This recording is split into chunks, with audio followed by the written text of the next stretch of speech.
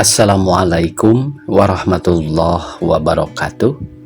Pemirsa subscriber dongeng Sunda Mang Cecep Gorobacep anu satiasa tuhu manco di payunan HP-na sewang-sewangan di mana bae ayana dina dangat ayeuna urang neraskeun hanca dongeng neng adah bagian katilu. Ieu yasana Kimasram. Sateuacan dipedar ieu dongengna sakumaha biasa ka pamirsa anu nembe sumping ka ieu channel tong lali klik tombol subscribe-na, like-na oge tiasa ieu dongeng-dongeng Sunda Mang Cecep Gorobacep di share ka pamirsa anu sanesna. Aduh hapunten pamirsanya ya. Asa rada kieu cenah ieu teh. Balidag. Balidag Mang Cecepna cenah tos di Jakarta nya, tos demo. Aduh. Alah. Ya Allah, mudah-mudahan we teh cenah. Naon? Hasil tina eta demo teh nya dikabul ku Bapak Presiden teh. Aduh, ya Allah, Robi. Sa Indonesia pamirsa demo na oge cenah nya. Aduh. Waktu sedinten Kemis pamirsa, aduh balidegna rugi kayeuna ieu aya keneh ye. Atuh ngaturkeun nuhun ka para subscriber anu satiasa tuhu manco, satiasa tuhu ngomen nya tik awal dugi ka ayeuna panginten. Mudah-mudahan atuh kasayanana dibalas ku Gusti Anu Maha Suci, amin ya Allah ya Rabbal alamin. Sumangga supados teu nyangkolong teuing kana waktos wilujeng ngadangukeun.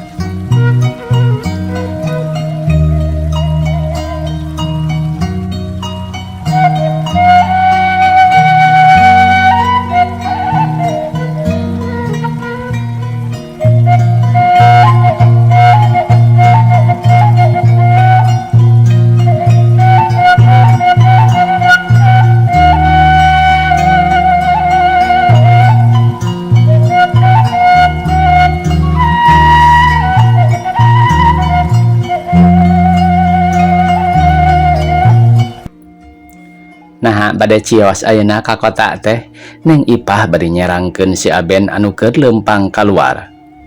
Ayeuna we supados salse sareng kalarsan deui malam Minggu tembal den bubun bari mereuman kuntung rokona kana asbak. Mangga atuh engkang geura ka jamban heula bilih kawangian. Neng Ipah bari jung cangkat terus ka tukang dituturkeun ku den bubun. Teka caturkeun di jalana harita si Aben geus nepi ka Cibuntu sup kaburuan imah juragan Karmita kabeneran nyampak araya keur ngawarangkong ditepas. Atuh juragan Karmita gancang nanya ka si Aben, "Rek aya naon Aben?" "Ketinggalan ku Aden ti Jamika, saweuna teh neng adah bade dicana ka kota manawi ayeuna ku abdi dipapagkeun ka dieu," tembal si Aben beri rengkuh hormat. "Cece sareng Kang Bubun bade ka kota." "Ngiring ah, ama ngiringnya," ceuk neng adah sumunu bunga. "Ayeuna cenah rek ka kotana teh leres juragan." "Ke atuhnya dagoan bareng jeung kuring, da kuring oge sakalian hayang panggih jeung anak," sur juragan Karmita bari terus ka tukang rek salin heula. "Bade nongton sanes Mang," ning adah talete pisan.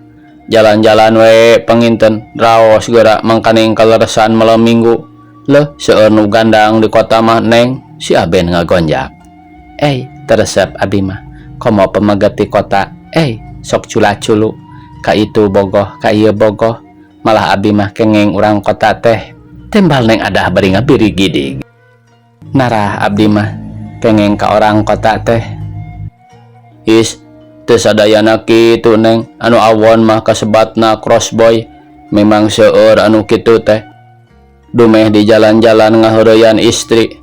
Lamun teu kersa osok dipaksa, nu kitu mah kaismuan ku urang barat, tapi anu bageur oge teu sakedik lungguh tara heureuy. Sami wae sapertos santri ti kampung." Gening saur nu nyarios mah di kota teh crossboy wungkul. Muhun eta teh dicandak seueurna pada di kota seueur crossboy tapi ulah hilap teu sadayana pemuda kota ngagaduhan akhlak crossboy. Si Aben mere penjelasan kaneng Adah. Sanes teu kengeng kokoboyan teh, tapi naha seueur keneh wae. Neng Adah nanya deui semunu heran. Dasar we pemuda bangsa urang mah barandel, asal wae resep sorangan teu ningali kana akibatna. Kokoboyan padahal picilakaeun. Cobi wae pasal istri galungan, pasal kadupak sakedik galungan, lah picilakaeun wungkul. Upami dipasihan tindakan mah sarieun meureun nya Mang. Apan parantos eta oge ditangkepan, teras ditahan di kantor polisi, tapi tetep wae kalah beuki seueur ka istri wani ngaganggu. Bejad moral bangsa teh, lamun kitu mah si Aben bari gogodag. Upami ngaganggu ka abdi mah moal asa-asa diciduhan ku abdi mah tempas Neng Adah bari jebi semunu cuaeun pisan kana sifat kalakuan barudak crossboy teh. Leres kedah kitu Neng, ulah tiasa dihina ku jalmi nu bejad moral. Diwiwiran dinu seueur jalmi ku abdi mah Mang. Tembal Neng Adah bari jung cengkat terus indit ka tukang rek disalin heula. Tekung silila juragan Karmita geus kaharep deui dituturkeun ku garwana ari Neng Adah masih keneh ngukai dangdan di kamarna. Kabeneran ye rek jalan-jalan teh poena hade katambah malam minggu. Sur juragan Karmita bari gek calik gedengeun garwana terus ngaluarkeun rokok Arizona kasedepna. Sut disundut serebung haseupna ngaleungit ka luhur. Kumaha calager dunungan maneh teh Aben? Sur garwana bari kecrot ngaluah kana tampolong. Aya berkah agan. Syukur ari aya dina kasalamatan mah. Bunga kolot teh ningalikeun anak oge. Sur juragan Karmita mairan. Haye bisi peuting teuing atuh. Adah buru. Sur garwana juragan Karmita ngageruan Neng Adah putrana. Mangga ibu parantos ieu oge. Tembal Neng Adah bari kolotrak mukakeun panto terus ngalengkah semunu tenangan di samping batik pakalongan. Di kabaya berukat hideung kekembangan nambah sari anu ningali nambah geget anu netep. Estu pantes herang lir bidadari ti kahyangan. Hayu atuh urang indit karunya ipah bisi cangkeuleun ngadagoan. Sur juragan Karmita kawas nu teu sabar. Bring opatanana ka jalan terus kakalerkeun rek muru ka Jamika. Sajajalan Neng Adah jadi perhatian nu ningali. Loba jajaka nu tingkar let teu kurang nu tingkar cewis ngobrolkeun kagelisahan Neng Adah bentang Cibuntu tea. Barengan jeung kitu harita di situ Aksan aya dua jelema nu keur tingjaran teng semunu bingung. Si horeng eta teh si Nyoh Bos jeung Mat Duleh anu keur ngareureuhkeun kacape balas kukurilingan neangan Neng Adah. Geus saminggu manehna kukurilingan kapeung ka Cibuntu ngawaskeun sugan Neng Adah eueuh di imah, tapi kaparangan Neng Adah teu indit-inditan. Atuh harepanana meh ampir ngaleungit da puguh rek terang-terangan mah sieun kuden bubun. Komatul kesaminggu urang kekeaan tapi tetep wae Neng Adah can kate ngali kaluar. Nah baris pihak sileun moal ieu teh ceuk si Nyoh Bos semunu pondok pangharapan. Sabar we tuan, sugana tu isuk pageto diparengkeun. Mat Duleh ngagedekeun hate si Nyoh Bos. Moal kapiheulaan ku Ba Aca mah. Moal atuh, apan tadi sidik Neng Adah na oge aya di imah. Ayeuna masing sabar wae, da piraku ari nepi ka teu hasil mah. Manitara indit-indit tanya oi, dipengit pesan gitu. Ayeuna malam minggu piraku teu kaluar teuing mah. Matak sing sabar ngadagoan, lamun aya geus tong loba carita deui terus wae bawa. Omong Mat Duleh bari ngawaskeun anu lalar liwat. Paling oke indit kasih bobon ka Jamika. Tempas si Nyoh Bos siga nu yakin pisan. Teu nanaon soal ka Jamika mah. Pokona urang aya kasempetan newak. Coba saha nu nyangka yen urang baris nyulik Neng Adah. Upamana ayeuna aya ngaliwat ku urang terus diolok, terus dibawa kabur. Coba saha nu baris curiga. Kumaha lamun barang jeung kolotna? Lah, gampang eta mah. Beresan heula kolotna sina kapaehan. Geus kitu kakaraneng ada hari paling. Heueuh nya, kahayang teh kurunyung wae nu ngaliwat di ditu meureun tuh dinu tiiseun di karakabna teh. Ceuk si Nyoh Bos bari nunjuk ka lebah kidul anu tiiseun. Lah, da beres atuh lamun aya ayeuna mah. Urang dagoan wae tepi ka peuting. Ayo urang di warung kopi geura ngadagoanana. Ceuk si Nyoh Bos bari koloyong ka warung kopi nu pernah nahandapeun tangkal cangkring. Gek duanana dari ukpok si Nyoh Bos minta cai atuh tukang warung gancang ngaladangan sok 2 gelas diasongkeun. Golosor kuehna dibikeun celebak matuleh ngopi meuni siga nu ngeunah pisan.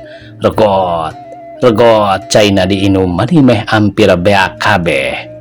Keur kitu ti kaler ngurunyung mobil pulas kayas reg eureun ditungtung situ Aksan. Panumpangna aya tiluan 2 geus rada kolot, hiji ngora keneh nyaeta supirna si Horeng den Komar jeung Mbah Aja dibarengan ku Juragan Pandi, maksudna rek ngajalankeun rencana jahatna ngadodoho rek maling nu donto. Nah eureun di dieu ceuk Juragan Pandi bari ngareret ka Den Komar.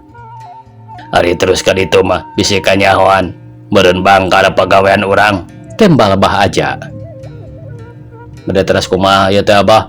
Den Komar nanya semunu hayang menang penjelasan. Kapaksa kudu datang ka imahna. Lamun aya kesempatan sakalian urang paling. Lamun eueuh kapaksa kudu nitahan batur. Sangkan ngolo supaya neng Adah daek dibawa. Kumaha tah satuju henteu? Lamun kitu oge alus, tapi kumaha jeung si Bubun? Nah rek diantep pan kuring mamilu oge dumeh rek ngabinasa si Bubun. Lamun maling neng Adah wungkul kajian kuring rek misah rek milu ka si Nyoh Bos.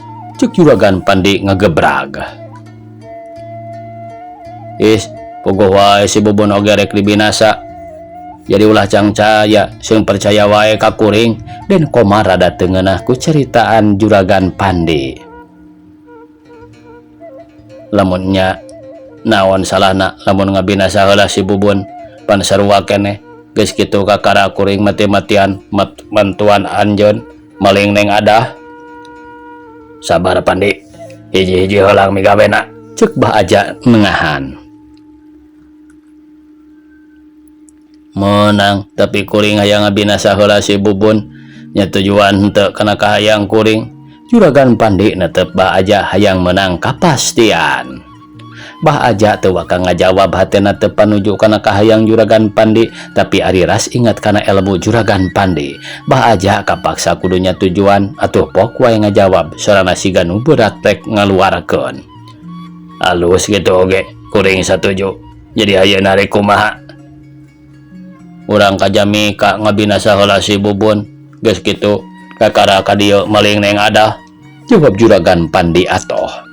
Atuh Den Komar teu bisa kumaha terus nyetater mobilna, maksud rek terus ka Jamika, tapi acan oge dipengkolkeun. Den Komar geus maehan deui mobilna, panonan euteup ka kidul teu ngiceup-ngiceup. Si Horeng aya neng Adah keur lempang bareng jeung kolotna dituturkeun ku si Aben. Awak Den Komar ngaleper jajantungna ratug orohok asa kalinglap nempon neng Adah anu ceuk pangrasana beuki nyari, beuki nambahan geulis, beuki narik ati leuwih munjulan ti widadari, atuh nafsu setan beuki narejel geus hayang ternyang wae lumpat nyamperkeun terus ngarangkul bari ngagalintoran neng Adah anu dipicang camna. Kunaon Komar? Na make eureun deui? Mbah Aja semunu heran peda geus rek maju dieureunkeun deui. Itu bah aya, tembal Den Komar kawas nu gempor atoh rewas pagalo jadi ngahiji. Aya naon ieu teh? Juragan Pandi bari lenga-lengo nempoan ka hareup breh katempo aya neng Adah anu keur lempang teunangan diiringkeun ku Juragan Karmita katut bojona di tukang pisan si Aben pangawal satia. Aya neng Adah Abah, enggal Abah urang nepangan. Den Komar siga nu teu sabar nafsuna beuki narejel. Ke heula Komar, da kudu puguh aturanana, ulah jangji gabrug wae. Panyaho neng ada teh teu sorangan. Tembal bah aja beri terus mikir piakaleun, sangkan hasilna pamaksudan ulah katohian ku batur. Iringan juragan Karmita terus lempang kawetankeun beri ngobrol sukaseri nu ningali pating lalenyap. Tina kabita kuno lenjang lempang ngagandeang kawas macan tenangan teu kurang nu olohok. Hatena kabongroy kuno donto nyangkana putri nu keur jalan-jalan turun ka Maraca Pada. Isin ama tuh maniseueun nu ninggal, ceuk Neng Adah bari tungkul era kuno ningali. Keun wae atuh resepeun meureun ka Adah. Tembal juragan Karmita bari seri, bungah boga anak pada naksir pada mika resep. Biasa Neng, komo di kota mah pantun milih wae, hoyong nu kumaha, hoyong nu kasep. Si Aben bari nyerengeh ngagonjak Neng Adah. Ih, alim mang, di kota mah koboy wungkul. Ulah ka koboy atuh, da seueur anu lalunggu oge. Mang mah alim teu acan hoyong. Kumaha upami aya Dewa Kamajaya anu naros ka Neng naha bade ditampik. Si Aben ngahajakeun nyeh deui seuri. Parantos bilih sohor tuh jadi wae poek kieu. Ceuk Neng Adah bari tanggah kana tihang listrik nu harita kabeneran aliran atuh di jalan jadi paroek. Buru lempangna karunya ka Ipah keseleun juragan Karmita ngahwit. Barang ngaliwatan warung kopi kabeneran sinyoh bos ngareret atuh gebeg manehna ngagebeg. Terus netep Neng Adah sanggeus sidik pok nyarita beri Noel ka Mat Duleh anu keur nguyup cai ajangna. Dul, itu aya Dul. Itu aya Dul. Aya naon? Hasih. Mat Duleh bersin meni muncrat ka hareup bajuna baseuh kumisna jadi lempes pinuh ku cai susu. Kunaon tuan teh ngadarewas? Jadi baraseuh kieu lah tuan mangerakeun. Itu aya Neng Adah tuh jeung si Aben sigana mah. Ceuk sinyoh bos bari nunjuk ka jalan. Ayo atuh urang susul. Ceuk Mat Duleh bari jung nangtung koloyong kaluar keur kitu gorowok tukang warung ngagorowok sabab acan dibayar. Atosna tuan. Ai nyanya ampun wae rusuh kuring teh. Ceuk sinyoh bos bari ngasongkeun duit salambar. Geus kitu terus lempang kawetankeun dituturkeun ku Mat Duleh. Kumaha ieu Dul? Urang beresan heula wae si Aben mah sakalian jeung kolotna. Ambeh ulah jadi gangguan. Moal ngagodowok Dul, paur euy, lamun ngagodowok teh geus pasti urang bari cilaka. Ceuk sinyoh bos siga nu hariwangeun pisan. Lah tanggung beres wae lah. Mat Duleh yakin pisan yen rencanana baris pihasileun. Si Aben tonggoy lempang ngiringkeun Neng Adah hatena teu nyangka yen keur dituturkeun ku jelema anu rek niat jahat ka dirina.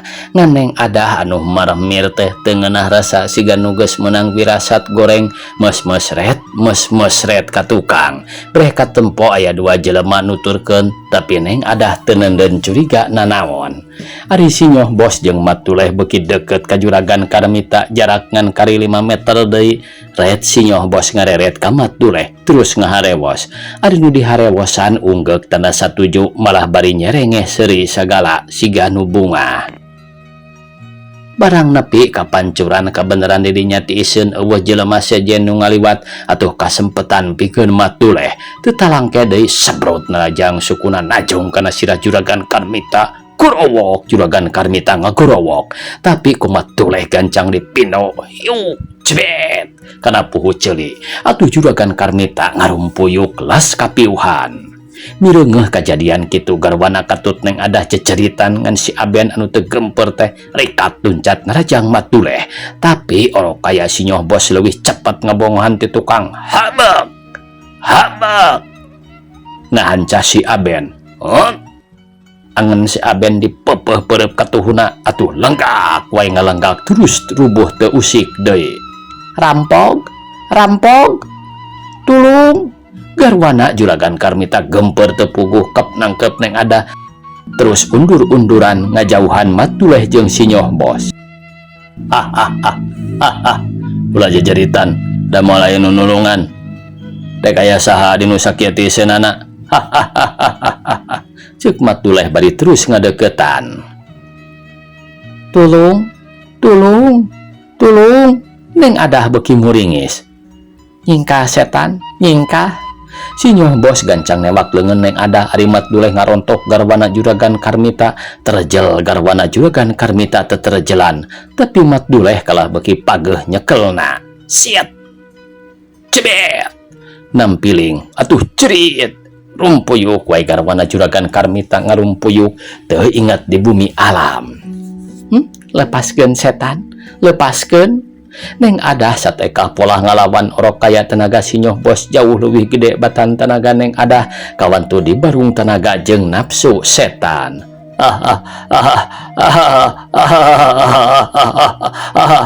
Napa si Nyoh Bos reng hapranjuk ragamang leungeun ngapekem Neng Adah, tapi Neng Adah rikat ngerawel kebobok leungeun si Nyoh Bos digegel satakarna.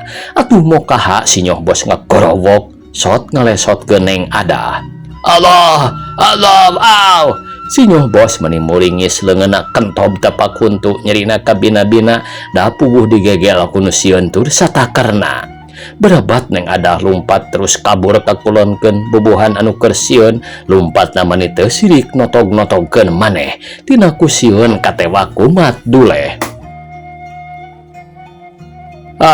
Kalangan cedok, ayo susul. Ayo susul. Ceuk si Nyoh Bos ambekeun pedah ningali Mat Duleh kalakah ngajanteng siga nu gempor. Disentak kitu mah berebet wae ngaberik beuki lila beuki deukeut ka Neng Adah, tungtungna meh hampir karawel pisan.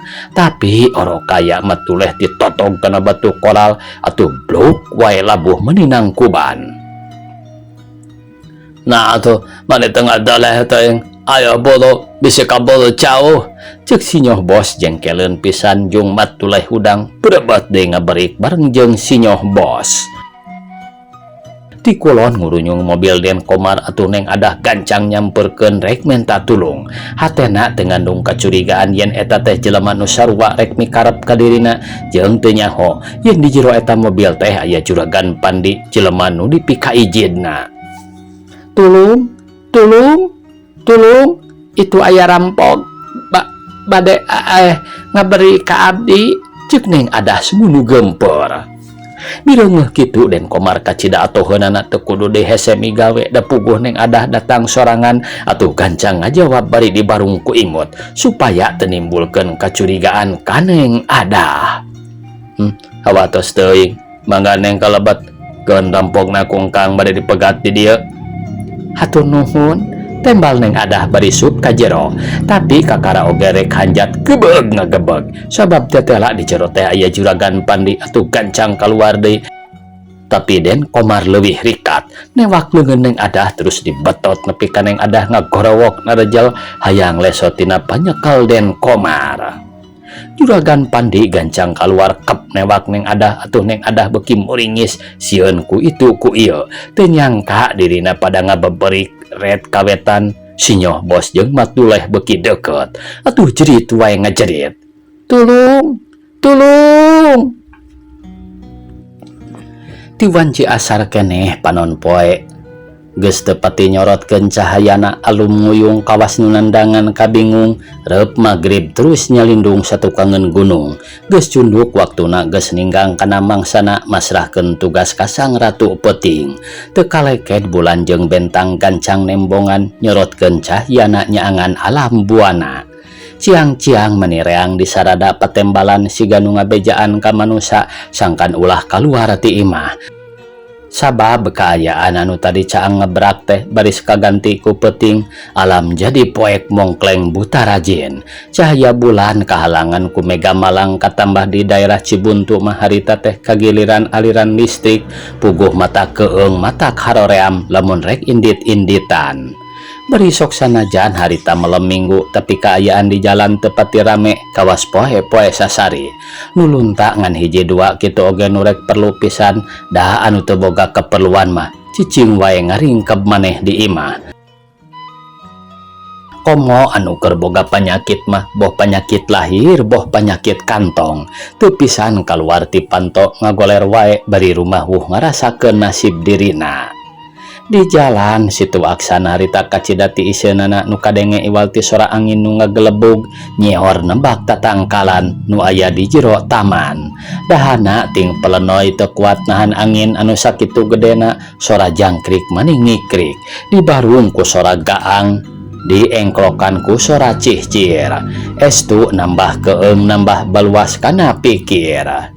Dina kaayaan anu sakitu jempling na di pelebah kokocoran cai kadenge aya nu ngajerit tulung-tulungan si horeng eta teh sora Neng Adah anu keur dipaksa dibedol ku Juragan Pandi. Neng Adah terus jejeritan tapi orok kaya eueuh nu nulungan da puguh harita eueuh pisan jelema nu kumelendang kalebah dinya. Rek meta tulung ka saha gelis? Cuk Juragan Pandi bari ngabebetot Neng Adah. Atuh Neng Adah sateka polah merod leungeunna nu hiji depak kupisnya karan. Hiu plak Juragan Pandi ditampiling. Gorowok ngagorowok karasa pipina panas. Beureum ngagelang tapak ramo. Aduh. Ulah bahageulis bisi akang kalepasan. Juragan Pandi muringis nyengir nahan rasakan nyeri. Lepaskeun sia badot. Najis aing make kudu nyebut akang ka aki-aki badot. Hayo lepaskeun. Juragan Pandi terus ngebedol Neng Adah kekeh merod tapi bubuhan tenaga awewe nu jauh sahandapeun tenaga lalaki. Tungtungna Neng Adah ngarasa leuleus nepi kameh hampir kabawa asup ka jero mobil. Kap Neng Adah muntang kana panto mobil nyekal maneh pageuh pisan atuh mokaha Juragan Pandi kudu ngaluarkeun kesang badag kesang lembut sagala nyel wae manehna ambek kabah aja jeung Den Komar anu keur ngeunah-ngeunah cicing di jero. Padahal mah Ba Aja jeung Den Komar teh lain teu daek mantuan ngantina bakat ningku bengong ningali kagelisan Neng Adah. Jadi sakedapan mah penting olohok wae netep kana beungeut Neng Adah mani teu ngiceup. Komo Den Komar mah bari kumetap sagala hatena sur-ser tepuguh rasa teu beda ti satria anu keur adu hareupan jeung bidadari nu kakara turun ti kahyangan. Bantuan atuh lain ngajentul wae kawas tunggul. Cuk Juragan Pandi rada nyentak. Atuh Den Komar asa kagebah koreja cengkat terus keluar langsung mulu Neng Adah. Kepleungeun Neng Adah ditewak nepi ka lesotna tina panto mobil. Geus kitu ku Den Komar gancang dipangku bari dibekem. Sangkan ulah jejeritan. Nerejel sukuna nejekan kana beungeut Juragan Pandi. Cedak trok gado Juragan Pandi dijedak satakerna. Aduh cer bijil getih ngaloi nyak celakan kana bajuna. Ulah sina Jamar tinggal ieu gado kuring. Cuk Juragan Pandi gemesen pisan pedah geus 2 kali ngerasa nyeri ari Den Komar kabagian ngeunahna wungkul nangkep Neng Adah atuh puguh hatena jadi teu ngeunah. Sing hati-hati wae atuh pirakun PKL ku awewe. Tembal Den Komar berisot ngecagkeun Neng Adah terus didieukeun di tukang reketak leungeunna diringkus terus dibekam ku sapu tangan nepi ka Neng Adah teu bisa ojah sumawana ngagorowok minta tulung mah. Tuh geuning teu sapira tenagana. Ceuk Bah Aja milu nyarita bari ret ka Juragan Pandi anu masih keneh ngajanteng di luar. Paromana rada baketut nandakeun ka amak. Nya da kuring maka bagian diripuhna nya ditampiling nya dijajak ari anjeun kala ningalikeun lamun teu ngagorowok mah walohok wae meureun kawas arca hirup. Tempas Juragan Pandi maido gemeseun pisan. Hampura wae atuh kitu-kitu wae mah sok buru geura ka jero bisi simat duleh jeung sisinyo bos kaburu ka dieu. Den Komar ngelehan maneh atuh Juragan Pandi jadi leler oge ambakna sup ka jero gek diuk gigireun Den Komar. Ret Neng Adah ningali ka Juragan Pandi ret di ka Den Komar terus ka Bah Aja gigireunana. Hatena ratug deg-degan pinuh ku kapaur jeung hariwang kaciri beungeutna sepa pias taya getihan. Teu beda ti beurit anu keur didekeman ku ucing geus eueuh harepan pikeun lolos nu kabayangkeun ngan dirina baris binasa diroga hala ku jelema durjana anu keur dipinuhan ku nafsu setan. satekah pola neng ada adug-adugan hayang ngalesotkeun leungeunna orok kaya di talian pageuh pisan atuh jerit neng ada ngajerit kitu oge teu bisa nyoara da puguh di bakem nu kaciringan Cipanon anu terus murubut rag-ragan beuki lila beuki loba nepi ka saputangan anu dipake ngabekem teh baseuh jibrug ku Cipanon. Ulah nangis neng keun ku akang oge moal bade dicacampah tang tos disenangkeun bade diurus di dama-dama dipunjung dipuja supados engkena neng ngaraos sugema sasarengan sareng engkang ceuk Den Komar bari ngalil ka tukang nyeh imut ti ditu nama hayang kataksir tapi kuneng adah kalah dipolototan malah lamun teu dibekem mah meureun Den Komar diciduhan. Waktosna kabujang sae pamiarsa sakitu anu tiasa kapihatur. Wassalamualaikum warahmatullahi wabarakatuh.